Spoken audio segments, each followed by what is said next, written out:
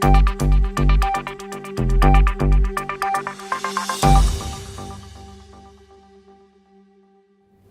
my name is Murray Fingeret. I'm an optometrist who practices here in New York City. What I'd like to talk to you about is some areas related to new technologies in glaucoma, which is what my lecture was about. The first relates to 24-hour intraocular pressure monitoring. And the question is, how do we evaluate intraocular pressure if we only measure it briefly in the office for a couple of seconds, a couple of times a year? Is that the best way that we make decisions in order to figure out if a person is well controlled or even has glaucoma? Because a patient's intraocular pressure can vary over time.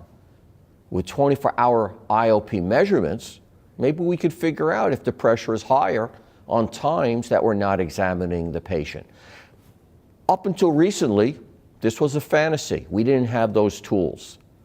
But recently, there's been two different devices that have come available. There are really three different approaches. One would be a permanent approach that's still being figured out and in research. But the others, we have self-tonometry, and we also have temporary continuous IOP monitoring. In terms of self-tonometry, well, recently, the eye care tonometer has been approved by the FDA for home use. And this is a big deal. And when this comes about, we're going to have tools that are going to be able for the patient to measure their eye pressure over time, around the clock. So another technology that's not new, but we have new information, is optical coherence tomography, or OCT. And OCT is an evolving technology that is an important part of our diagnosis and allows us to evaluate the optic nerve, the nerve fiber layer, and the macula, in that it provides high-resolution cross-sectional images of the back of the eye, and it's non-invasive. And we're looking at spectral domain that's evolved from time domain, and in the not-too-distant future, we're going to be seeing another form that is swept source. So when we talk about OCT, one of the questions is there a point in time where visual field loss develops as some developed glaucoma? Or in other words, when somebody has glaucoma, can they ever have a clean visual field?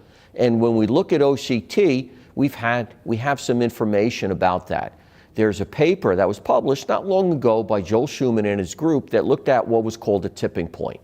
And what the tipping point showed was that field loss doesn't start to develop until the average RNFL dips to about 75 microns. So we understand why you can have many people that have the development of glaucoma and they have loss, and yet their field is clean, because you need to have a certain amount of loss before you have field damage. Another new area, new technology, relates to peripapillary atrophy, and that's what we're looking at on this slide. The whole concept is, what are the changes that we see in the back of the eye as glaucoma develops? Well, we know that the nerve fiber layer changes. We've been studying that for years.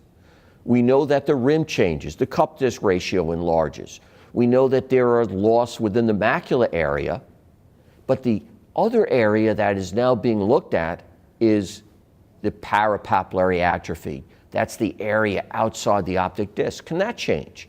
Can that be a sign of glaucoma not being stable or getting worse? And for the first time, we may have tools such as, this is from the Heidelberg Spectralis, that allows us to measure and monitor the peripapillary atrophy. Maybe we're going to find that changes, and just like the cup gets larger, the rim gets thinner, ganglion cells may get lost, nerve fiber layer thins, maybe peripapillary atrophy changes too, and maybe that'll be the fourth area that we're going to be looking as we evaluate people for glaucoma.